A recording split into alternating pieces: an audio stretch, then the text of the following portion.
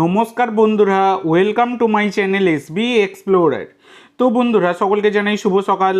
তো বন্ধুরা, আজকে ভারতের সাথে তাজিকিস্তানের ম্যাচ রয়েছে, ফ্রেন্ডলি ম্যাচ, রাত্রি 8:30 থেকে রয়েছে। তো এই ম্যাচের লাইভের বিষয়বস্তু আমি তোমাদের সাথে শেয়ার করে দেবো, যেমন গত ম্যাচেরও শেয়ার করেছিলাম তেমনই এই ম্যাচেরই শেয়ার করে দেবো। তোমরা সেই কারণে এসবি এক্সপ্লোরার ইউটিউব চ্যানেলটা অবশ্যই তোমরা সাবস্ক্রাইব করে রাখবে। তোমরা যদি সাবস্ক্রাইব করে রাখো তাহলে কিন্তু তোমরা লাইভের বিষয়বস্তু পেয়ে যাবে। তো ব্যাপার হচ্ছে, শুধুমাত্র ইউটিউব চ্যানেল নয়, ইউটিউব চ্যানেলের পাশাপাশি টেলিগ্রাম চ্যানেলটা অবশ্যই সাবস্ক্রাইব করে রাখবে। টেলিগ্রাম চ্যানেলের লিঙ্ক দেখো ডেসক্রিপশান বক্সের একদম প্রথমেই দেওয়া আছে, তো অবশ্যই কিন্তু টেলিগ্রাম চ্যানেলটা ফলো করে রাখতে ভুলো না। এবার প্রথমে যে আপডেটটা দিয়ে শুরু করতে চলেছি সেটা হচ্ছে, গতকালকে আইএসএল নিয়ে কেন্দ্রীয় ক্রীড়ামন্ত্রীর সাথে বৈঠক ছিল ক্লাব জোট এবং ফেডারেশন, আর এদিকে ফেডারেশনের প্রাক্তন সভাপতি প্রফুল্ল প্যাটেল। তো এরা সবাই কিন্তু একটা মিটিং হয়েছে গতকালকে, এবং যেখান থেকে কিছু পজিটিভ জিনিস কিন্তু উঠে এসেছে। তো ব্যাপার হচ্ছে, আইএসএল নিয়ে যে অনিশ্চয়তা গত সিজন থেকেই চলছে, গত সিজনের আইএসএলটা একদমই বলতে গেলে ভালো করে হয়নি, তোমরা সকলেই দেখেছো। তো সেই নিয়ে কিছু বলার দরকার নেই, যেটা মেন রিজন সেটাই আগে বলছি, মানে মেন বিষয় কালকে যেগুলো হয়েছে। তো আইএসএল নিয়ে যে ঘোষণাগুলো গতকালকে হয়েছে সেটা হচ্ছে, আইএসএল চালাবে কিন্তু ক্লাব জোট, মানে যে 14টা দল তাদের যে ক্লাব জোট হয়েছে, সেই 14টা দলের এই ক্লাব জোট তারা কিন্তু আইএসএল চালাবে। তো তোমাদেরকে এই 14টা ক্লাব নিয়ে একটা জিনিস বলে দিই, যেটা হচ্ছে গতকালকে মিটিংয়ে কিন্তু ইন্ডিয়ান ফুটবল লিগ চ্যাম্পিয়ন, মানে যেটাকে আই লিগ ছিল আর কি, আই লিগ চ্যাম্পিয়ন দল ডায়মন্ড হারবার এফসি, তারা কিন্তু কালকের মিটিংয়ে ইনভাইটেড ছিল। কিন্তু এদিকে মোহামেডান এসসি তাদের কিন্তু ইনভাইট করা হয়নি, যেহেতু মোহামেডান তারা আইএসএল খেলবে না, তারা কিন্তু রেলিগেট হয়ে গেছে আই লিগে, সেই কারণে কিন্তু তাদেরকে ইনভাইট করা হয়নি। তাই এই 14টা ক্লাবের মধ্যে ডায়মন্ড হারবার এফসি কিন্তু ছিল। কালকের এই যে মিটিং, সেই মিটিংয়ে কিন্তু বড়সড় সিদ্ধান্ত এসেছে যে ক্লাব জোট তারাই কিন্তু আগামী 4 বছরের জন্য আইএসএল চালানোর সত্ত্ব পাচ্ছে। যেটা হচ্ছে, ক্লাবগুলো যে 14টা ক্লাব তারা কিন্তু বছরে 1,10,00,000 টাকা করে ফেডারেশনকে ফি বাবদ কিন্তু দেবে।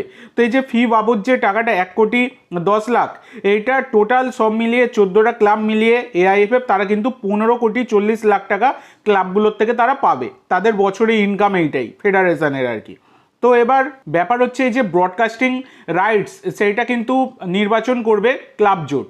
তো দেখো, প্রফুল্ল প্যাটেল তিনি কিন্তু বড় ভূমিকা পালন করেছেন গতকালকের এই মিটিংয়ে। তো কল্যাণ চৌবের দ্বারাই কিছুই হচ্ছিল না, সেটা কিন্তু আমরা সকলেই দেখেছি। তো ক্লাব জোটের কথায় কিন্তু প্রফুল্ল প্যাটেল তিনি কিন্তু এই মিটিংয়ে একটা বড় ভূমিকা পালন করেছেন, যেটা কিন্তু আমরা সকলেই দেখেছি। তো ফেডারেশন কার্যত একঘরে হয়ে গেছে বর্তমানে দাঁড়িয়ে, সেটা কিন্তু আমরা সকলেই দেখছি। সে যে একঘরে হোক বা দুঘরে হোক, আইএসএল হওয়া নিয়ে কথা ভালোভাবে হোক, এইটাই কিন্তু আমরা সবাই চাইবো, যাতাভাবে না হোক এইটাই আমরা চাইবো, এবং ভালোভাবে হবার দিকেই কিন্তু এগোচ্ছে যেরকমটা জানা গেছে। তো বেশ কিছু গুরুত্বপূর্ণ বিষয় তোমাদেরকে জানিয়ে দিই, যেটা হচ্ছে ডুরান্ড কাপ কিন্তু বিদেশি ছাড়া হওয়ার সম্ভাবনা রয়েছে। 15ই জুলাই থেকে শুরু হতে চলা ডুরান্ড কাপ, সেখানে কিন্তু বিদেশি ছাড়া খেলা হবে, এইরকম কিন্তু একটা সিদ্ধান্ত আসতে চলেছে বলে খবর পাওয়া যাচ্ছে। মানে ভারতীয় প্লেয়ার যাতে উঠতে পারে, বিশেষ করে ভারতীয় স্ট্রাইকারের যে অভাব দেখা যাচ্ছে, সেই স্ট্রাইকারের অভাব যাতে মেটানো যায়, সেই কারণে কিন্তু এইরকম সিদ্ধান্ত একটা আসতে পারে বলে খবর পাওয়া যাচ্ছে। আর এদিকে আইএসএল এ বিদেশির সংখ্যাও কমতে পারে বলে খবর পাওয়া যাচ্ছে। মানে আইএসএল এ এখন 6 জন বিদেশি রেজিস্টার করানো যায়, আর খেলানো যায় ফার্স্ট 11-এ 4 জন বিদেশি। তো সেই বিদেশির সংখ্যাও রিডিউস করা হতে পারে বলে খবর কিন্তু পাওয়া যাচ্ছে। আর একটা জিনিস তোমাদেরকে জানিয়ে দিই, এবারে কিন্তু আইএসএল এর দলগুলোতে পিআইও প্লেয়ার, মানে একজন পিআইও প্লেয়ার কিন্তু ম্যান্ডেটরি করা হতে পারে। তো পিআইও মানে যারা জানো না বলে দিই, পার্সন অফ ইন্ডিয়ান অরিজিন, মানে ভারতীয় বংশোদ্ভূত প্লেয়ার। এই রকম প্লেয়ার, একটা প্লেয়ারকে কিন্তু রাখা হতে পারে, ম্যান্ডেটরি করা হতে পারে দলগুলোর জন্য, এই রকম কিন্তু খবর পাওয়া যাচ্ছে। তো দেখো, এগুলো আলোচনার কথাই রয়েছে, এগুলো কনফার্ম হয়ে গেলে আমি তোমাদের সাথে অবশ্যই শেয়ার করে দেবো। যে যে খবরগুলো পেয়েছি আশা করি আমি তোমাদেরকে সবটা বোঝাতে পেরেছি, এবং আইএসএল নিয়ে এটাই সুখবর বেরিয়ে এসছে। তো আগামী সেপ্টেম্বর মাসের প্রথম সপ্তাহ থেকে কিন্তু আইএসএল শুরু হয়ে যেতে আর কোনো রকম বাধা কিন্তু থাকছে না।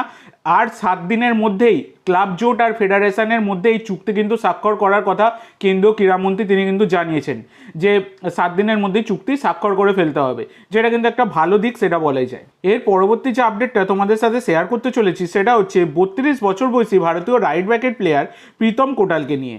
তো প্রীতম কোটাল, যার মার্কেট ভ্যালু 1 কোটি টাকা, বর্তমানে চেন্নাই এফসির সাথে যুক্ত রয়েছেন।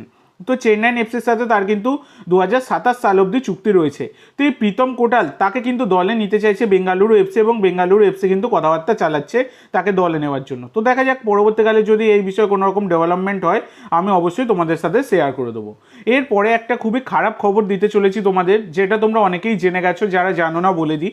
34 বছর বয়সী গাবনের সেন্টার ব্যাক ইরন্ডু মুসাবু কিং। তো এই ইরন্ডু মুসাবু কিংকে তোমরা অনেকেই চেনো। একটা সময় তিনি কিন্তু বেঙ্গালুরু এফসিতে খেলে গিয়েছিলেন।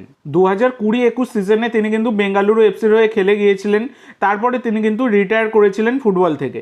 এবার বর্তমানে তিনি কিন্তু চলে গেলেন পৃথিবী ছেড়ে বলা যায়। তো তাকে আরআইপি জানিয়েই আজকের ভিডিওটা শেষ করছি। এটা অবশ্যই কিন্তু একটা খারাপ খবর, সেটা বলাই যায়। তো আজকের জন্য এইটুকু বন্ধুরা। ভিডিওটি ভালো লাগলে লাইক করো, শেয়ার করো।